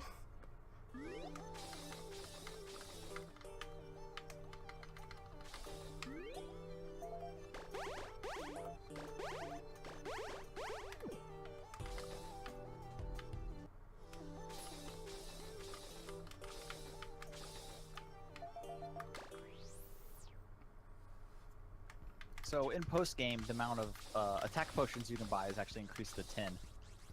So we can buy a couple more of those. We bought a Cocoa Bomb from the shop. 2, I think you bought. Was Yeah, that 2. it? Yeah, okay, good. I know where you're going to use those. So now that our shopping trip is over, we're going to head over to the Hall of Memories, which is where the survival badge is going to shine. It's the worst place. Oh, I love this place. It's fun to move around in when you don't have any, worries about dying. I'm not hyped for this place. I'm not hyped for this place on my hell playthrough. Nah, just get the survival badge. You'll be fine. Trust me. So the Hall of Memories takes us through small sections of the other areas that we've been through up to this point. The enemies here do a very large amount of damage. Probably going to be seeing, well, that one only did 40. I'm done. Now I'm eating my words. There is but- come. Yeah. I'll let that just you continue. It's fine. I was just watching to see how much damage you took so I could not look like a dummy. Oh, 100. Okay, there we go. So that means you do a lot of damage, like 100 or so. So this is what the survival badge is for. No matter how much damage we take, we're going to be left with 1 HP. So since defeating enemies gives you a small amount of health back, if you take a hit and you're down to 1 health left, you just gotta take a second to defeat any enemy and suddenly you're okay again for 1 whole hit. So you can just kind of go like that. You really don't have that much danger of dying 280. as long as you...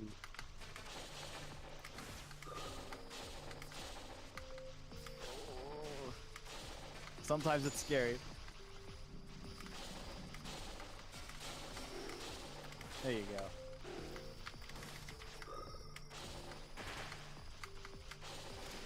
It's nice when you just go fast. Yeah, if you're not scared.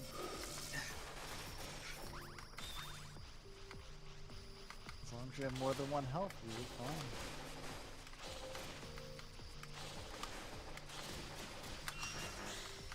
I think you could probably explain the next boss already, because it's skipped somehow. Are you doing Miriam right away? No, Miriam is set for actually really late. Oh. She's one of the last bosses. 1 health is scary. Oh, but an amulet saves the day. There's Lilith. Goodbye, Lilith.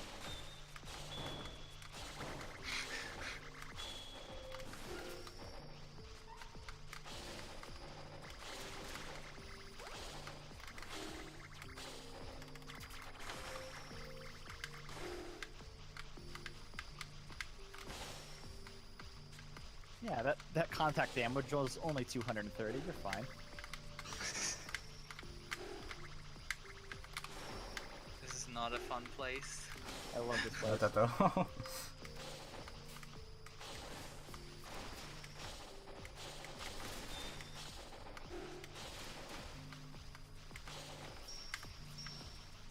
Yeah, that climb with the mummy guys and the rabbits can make it a little weird.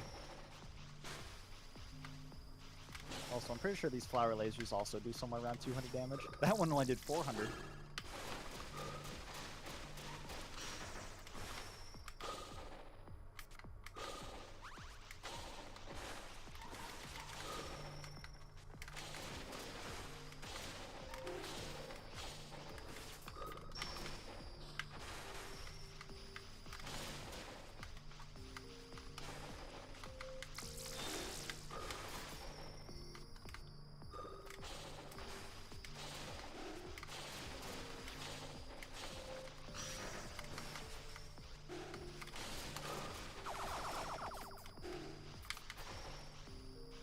Yeah, when I watch people play this game casually for the first time, and they get here, I feel like it takes them a really long time to get through this area, because they just don't... It's not like a common thought, I feel, just to tank everything, and just go with survival to keep yourself safe. I actually had a first playthrough without using survival patch. Oh man.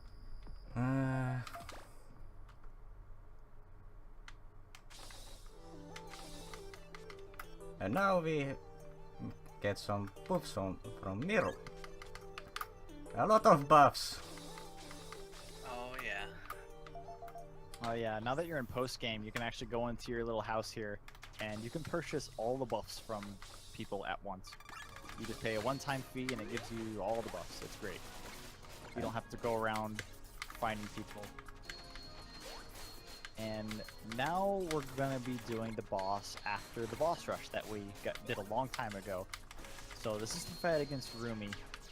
A lot of her attacks are supposed to be dodged by like toggling the solidity of her bullets by jumping. It's a little strange at first, but it actually becomes a little neat after you get used to it. The little stars at the bottom where her health bar are how many health bars she has, so she has, what, 5-6 phases to her fight. And between every phase, you get this cool little air section where any Toho fans might recognize. So during these flying sections, the Sunny Beam charge shots actually do damage per shot. That might like sound weird, like of course, but you'll see like whenever they fan out from arena, there's like four individual shots. Each of those will do full damage. Normally it only is like one hit, but during the flying section, each of those shots will do full damage. So you can get a lot of extra damage in if you use Sunny Beam during flying sections. And also right after landing from the flying sections, she puts up the shield called 99 Reflect. So any damage you do to her that exceeds 99 makes you take that amount of damage. So during Rumi's first attack, after every time she lands, you really need to be careful not to pile on too much damage.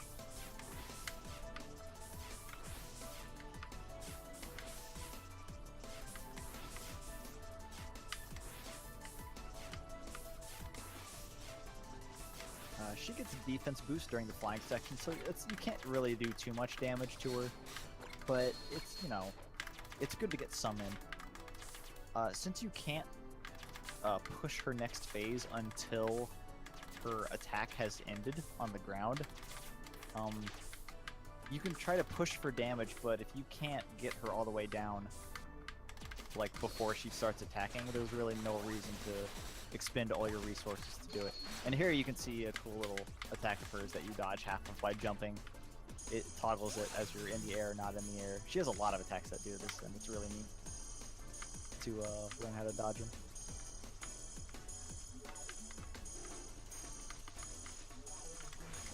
I guess it's also worth mentioning that at the start of this fight, you actually get a 4th amulet for free. So now you have 4 of them rather than the 3 that we've had all throughout until now. Just another reason to do this fight early if you kind of rely on those. Normally this is the second to last boss that you'll do throughout the game, but due to our little zips earlier, we're doing it a lot, you know, earlier than you should be doing it. There's 3 post-game bosses, and this is supposed to be the third one, or the second one, I'm sorry, but this is our first of the 3.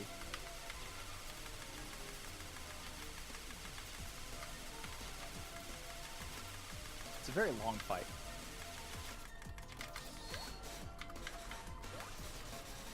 I believe it's the, should be the second longest in the game.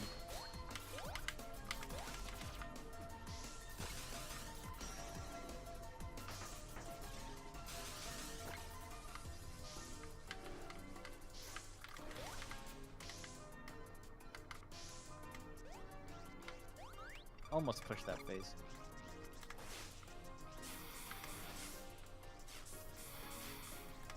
So this attack is funny. It's probably already ended, but I'm going to talk about it anyway. Every time you do damage to her, those lasers, they change direction.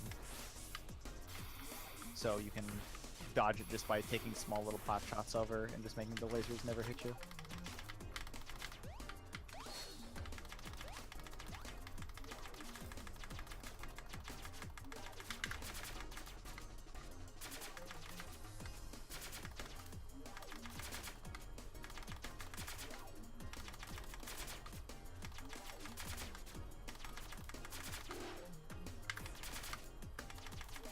This attack is fun with the sound waves.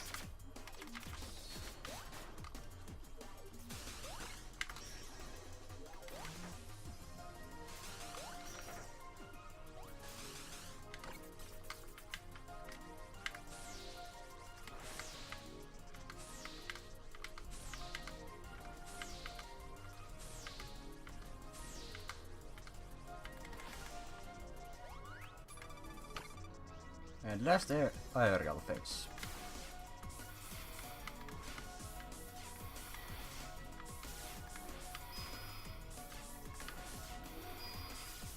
Yeah, the last aerial phase is definitely the more dangerous one, but actually since you just bring buffs into this fight, it's very non-threatening at all.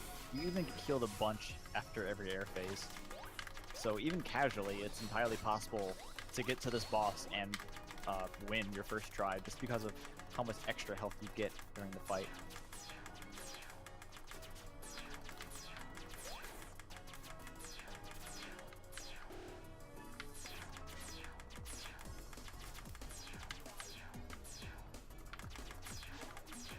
Fans of Mountain of Fate may recognize this attack.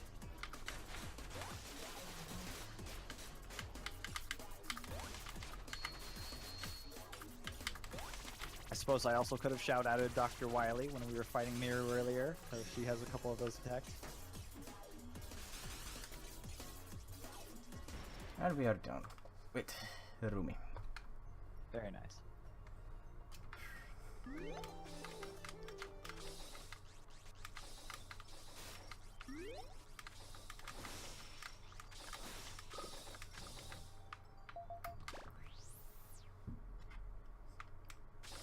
Then we go by the mirror buff again. Yeah, mirror buff is just great.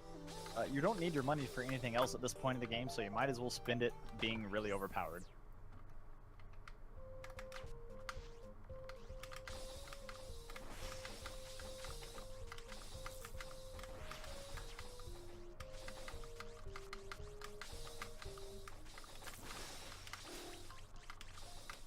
Oh, Ashley too, that's where you're going.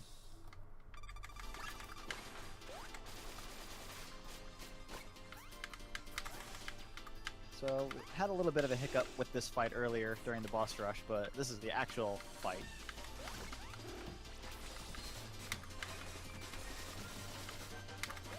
Of Ashley 2 here. She's... Casually, it's entirely possible you'll find this boss like your third boss and be walled on it for a very long time. She has a lot of really difficult to dodge attacks, and they can do a lot of damage. but at this point in the game, with all the buffs, this isn't going to be really anything at all.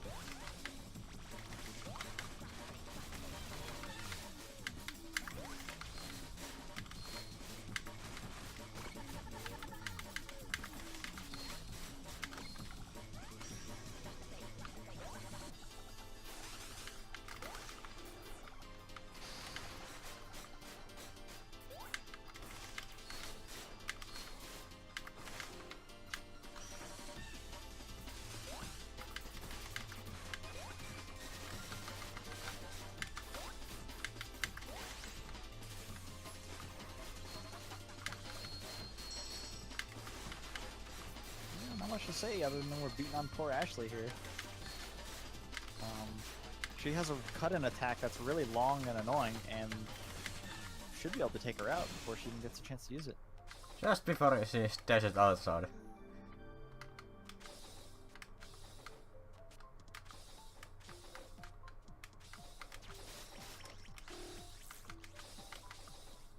Oh wow, really nice. Here we'll pick up the Explode Shot, Ribbon's red magic. It's a bit stronger than blue, but it actually has a lot less hit stun on the enemy, and it can't get its full damage in unless the enemy is standing still.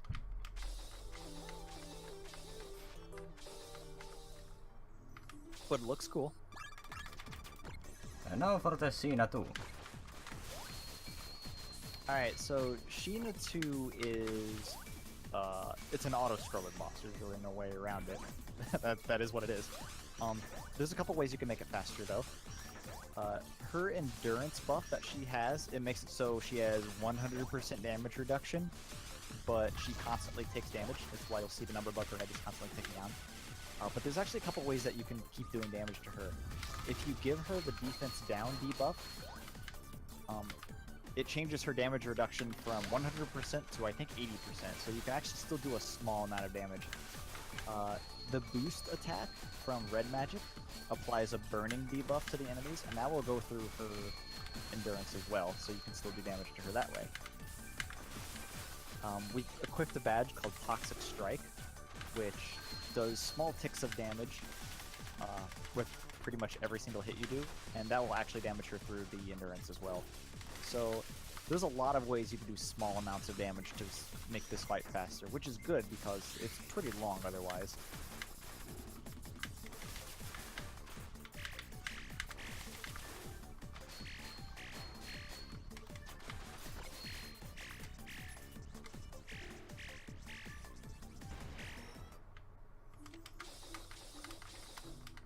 And that was Sheena 2. That's a lot faster than I thought it would be. That's really nice. And now we have Lilith. Alright, Lilith is funny. So Lilith is a two-part boss where you fight her on the ground and then you have an air section. And we But just you can skipped actually their just- ground face. Yeah, you can actually just fly right over her ground section with this funny little block cliff. It's not really a block cliff. The collision of that wall just isn't there. You can fly right over it. The boss doesn't trigger from the top, so you can just go right past it and go straight into the, what, it's like a 2-3 minute auto scroller.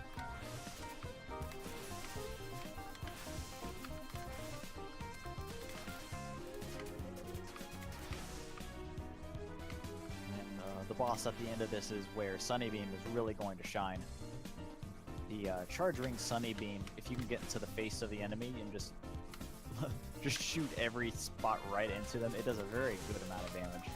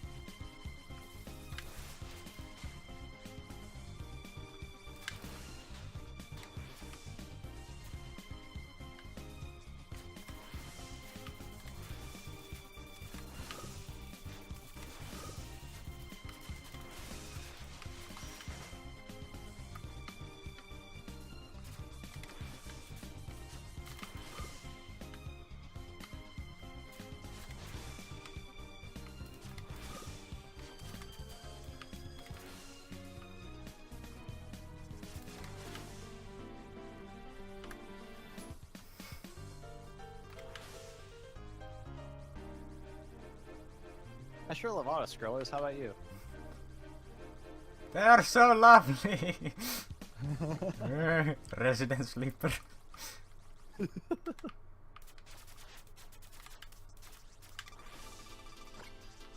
just a small little break time there.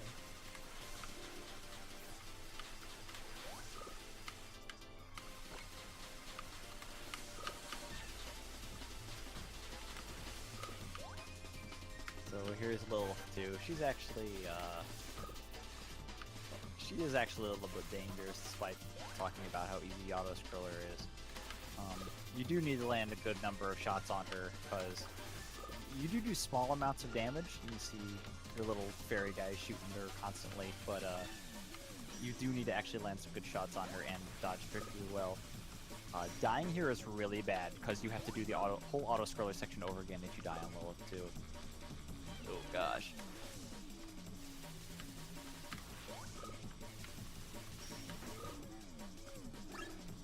Ooh. Cake? I don't know.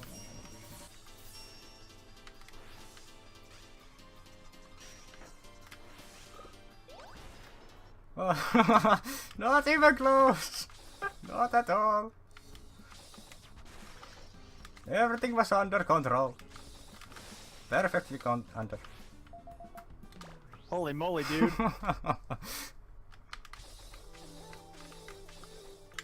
No problem. No problem at all. Everything is fine. Anyway. And now we have a little patch changing time. Oh, Miriam time? Yep. Alright. So, Miriam here, Miriam's the shopkeeper. As such, she uses a lot of attacks that are based on items. So, for every item you have, just about every item you have, she has a corresponding attack for. If you don't have that item, she will not use that attack. It'll just skip it. She also has an ability called Badge Copy, where she copies the effects of a lot of your badges. One in particular, of course, we have is Attack Trade, which gives you more attack and lowers your defense. Well, she gets that too. So she has a defense lowering buff. We have Attack Trade, increasing our damage. We have an attack buff that we bought from town. This is where the Crisis Boost badge is coming in handy, giving us more damage for having no health. And the Carrot Shooter that we just picked up before this room is Ribbon's Orange Magic. It gets a damage buff the lower health you are. So basically, this is our glass cannon boss, where we just kind of try to keep her in the corner here and do so much increased damage that she's taking out very, very quickly.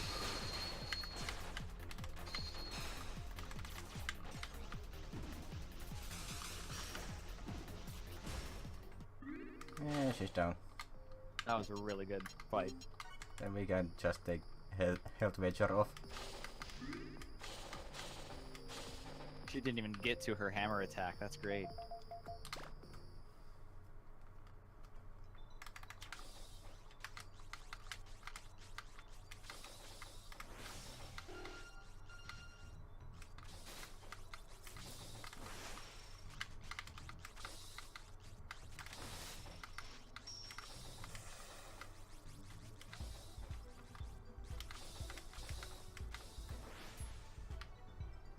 I forgot the triggers. Well, Now, as people... Oh, sorry. this might take a while. As I forgot. Oh, you didn't trigger Ashley in town. Yeah, I didn't go far Nice. enough. Oh, Bad, well, bad thing that's of fine. finding Cena so fast in town. Oh yeah, I see. Cause yeah, you didn't even get to that part where Ashley would have triggered. Okay, so what happened there was, to trigger that boss fight right there, we actually needed to trigger an event in town.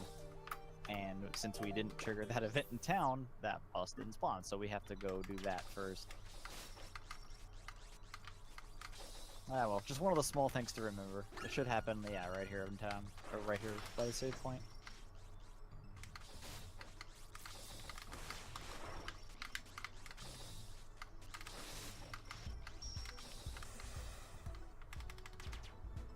I don't know why I didn't realize that little cutscene didn't play. Also, here's a boss. That was the boss. Oh yeah. Yeah, I guess you're right, huh?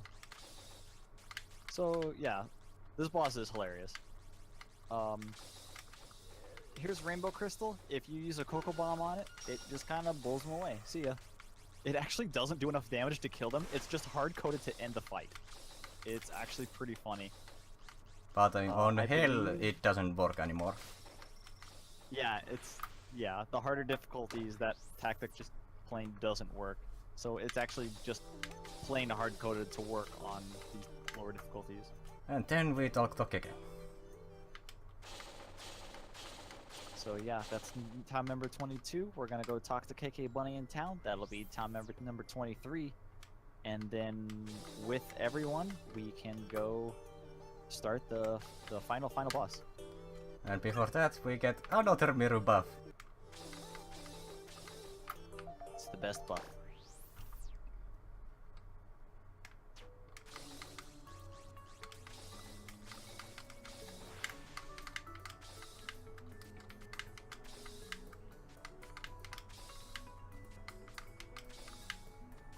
So this is going to be a really funny skip where Jesku's going to hop up some walls doing some very clever amulet usage to change his trajectory. If Not change his trajectory as much as it like slows his fall. It lets him wall jump off the same wall multiple times. A few times. Yeah, it definitely has a little finesse to it. It's pretty difficult to do. And I failed that attempt.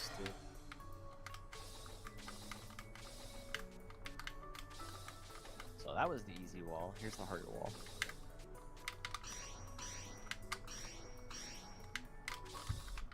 Still not enough height.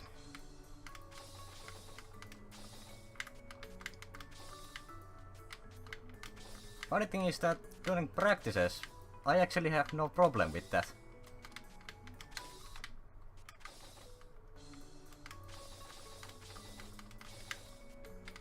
I actually learned that this was a thing just the other day. Or I guess how to do it at least.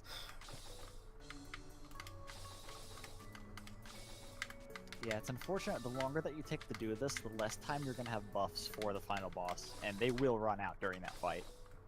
And that's why I reset after a few attempts on the first wall. Which I seem to fail really well.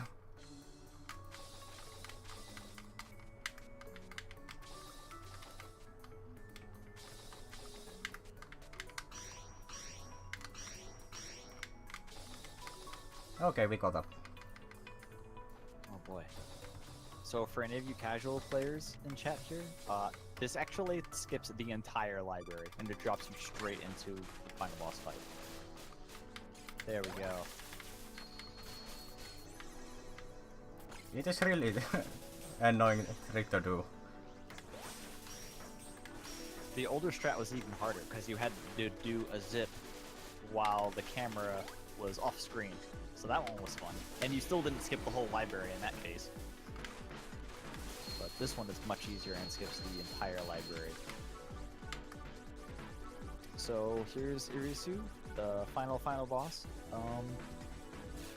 She's a very gimmicky boss, I guess you could say. She has a lot of attacks where if you don't know how to dodge them, you are going to get hit. I mean that's obvious to say, but I feel like it's a lot more intensified in this case.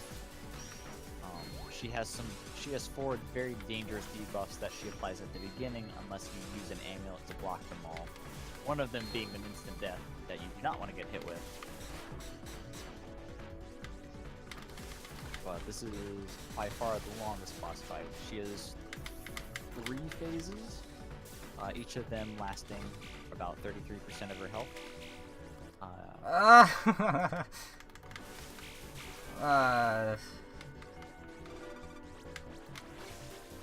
Hey, trigger at least second phase. Even though went really bad. Oh no, that's not how you would have dodged that one. Really ugly. But until his face changed. So this is an example of how not to dodge this attack. Lasers and stars everywhere. But it's fine.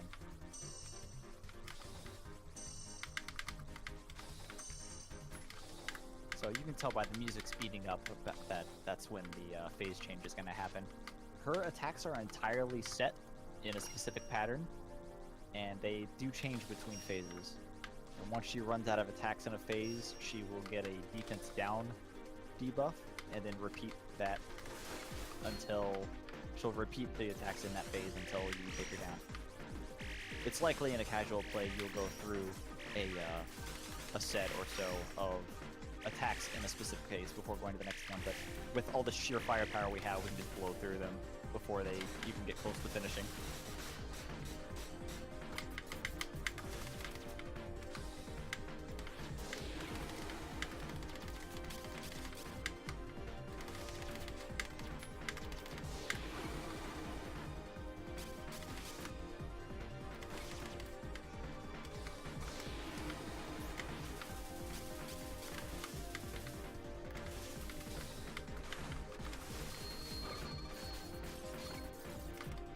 May not be obvious, but this attack, you want to use magic to knock her back so that the magic doesn't, or so the explosion doesn't quite reach you.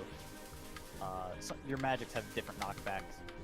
Green magic actually having by far the most, but we don't pick up green magic in this route.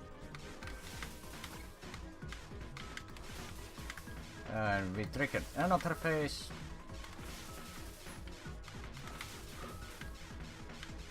So third phase, really fun phase. She's gonna summon a bunch of little clones of herself that are absolutely adorable, but don't do anything except give you health when you defeat them. And I'm trying to remember the exact. Well, before the clones there is these lasers that come from up and down, or up and below. What is it or dodge? Okay, also the middle laser.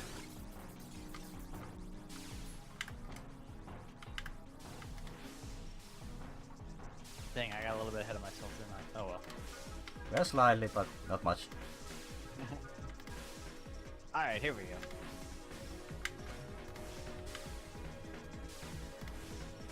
So, at some point she's going to put on a bunch of random debuffs on you. Buffs and debuffs. It seems entirely random, but and it really is. They're meant to really confuse you, and it most certainly will your first time through. But one of the buffs that she puts on you is quad damage. So it makes all of your attacks do quadruple damage. At that point, we're going to be using one of the Cocoa Bombs we fought earlier. It's not first time for that! I'm getting ahead of myself again. First, we've got to dodge this stuff. She's got a buff called 300 Revenge. If you do more than 300 damage to her, she inflicts instant death on you, which means that you're going to die if you get hit. So it's important that you manage your damage not to do more than 300 in a single hit. I'm getting ahead of myself.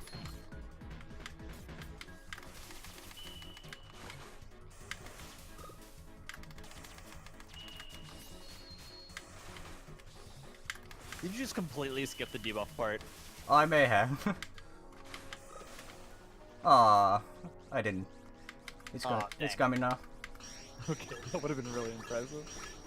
So the debuff part, well, normally if she had any health left, you would use Cocoa Bomb at this part, and it would instantly just delete her health. She'd be gone.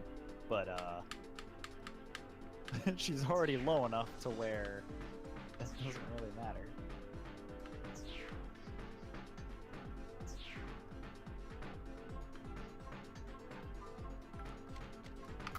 Cake for safety. Oh, definitely cake for safety. Because So- I have no idea how to dodge this attack. Yeah. At the very start of the game, like right at the end of the prologue, you actually get free health items that luckily we didn't need until this particular point.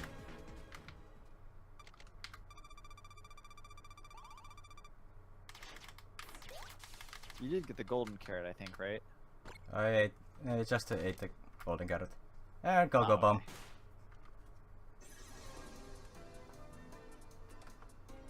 So here's the final phase of Irisu. I said there were 3, but there's actually 4. This is just an endurance phase, just like Sheena 2 was. You just kind of dodge.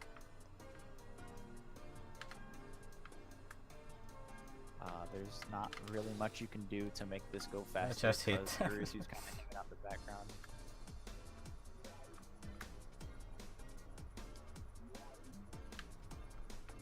But I think time will be whenever her health goes away. It's when max rank shows up. Yep. It'll fade to white when her health goes away, and you'll see max rank or whatever rank appear, and that'll be. It's either max or SS. Unless if I start attack every single hit, which would be bad.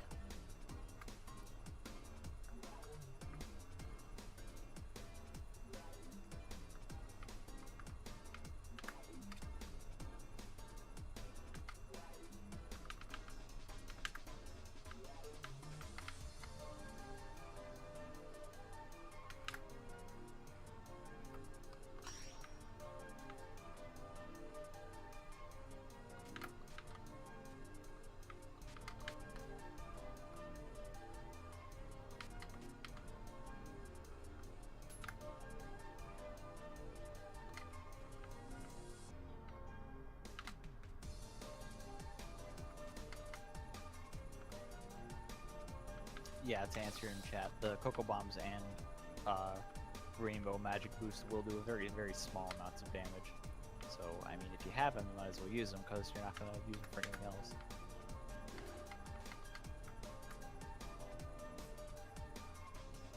Oh, does Curse really work in this? I didn't know that.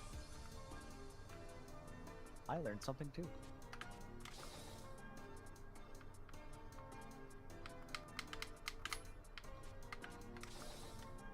So yeah, even though this is kind of a chill auto-scroller part, you can see 78 damage is still kind of a lot, so you really do need to pay attention and avoid during the final part here.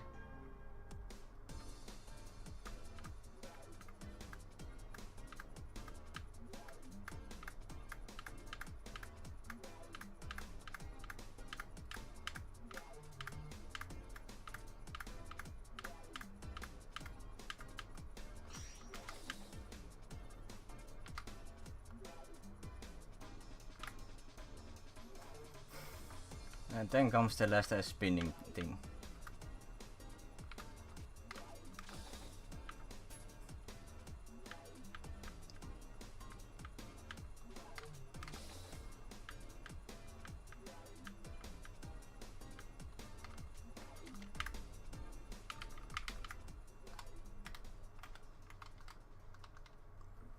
And time is coming right about now.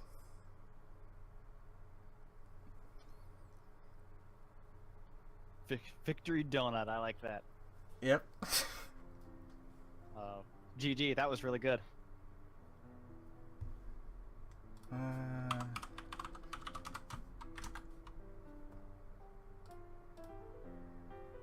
This was half a minute behind my PB.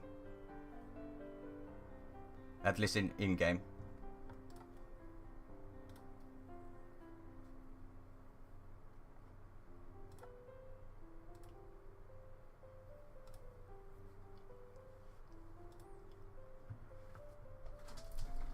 Well, it beats my time. Well, it looks timer on stream for again is maybe slightly above 2 minutes.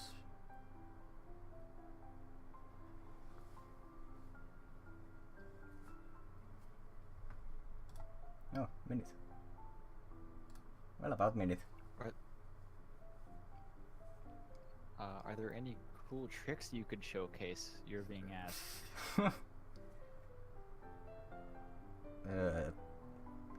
EX bosses? That could be one, but I have never done them with speedrun. save. Oh, even better. Well, guys, we can try it.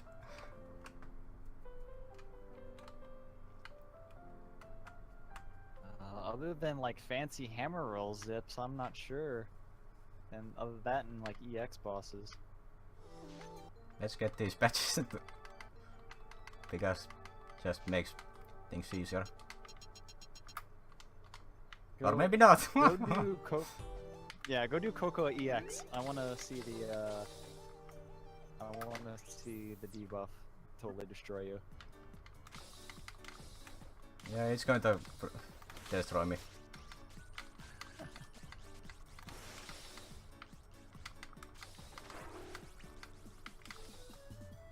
Alright, so after you beat Irisu in the post-game, there's actually a post-game that has 3 special bosses, and here is one of them.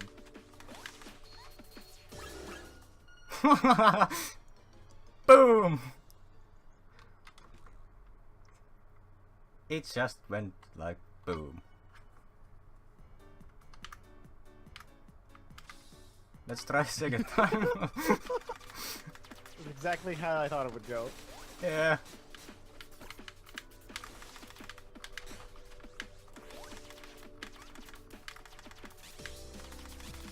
No, this time it's also a different attack.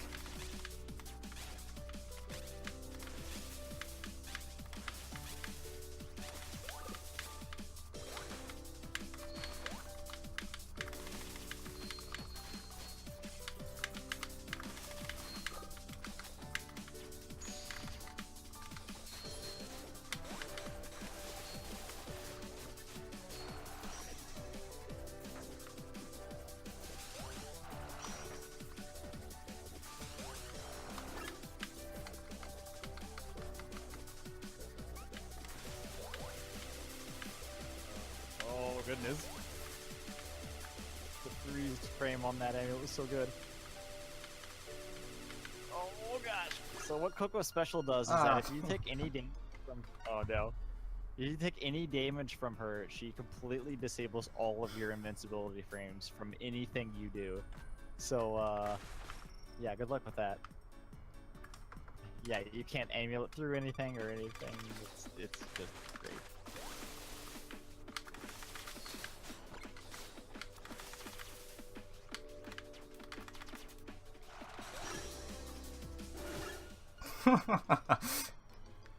Not this time as good timing.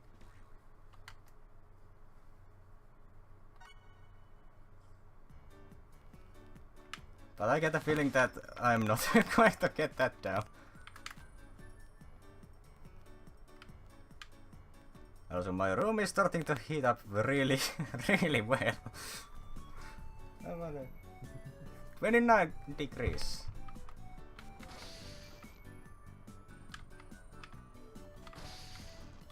Yeah, I guess that's Rabi-Ribi. Thank you all for watching, and thank you Jesku for the very nice run.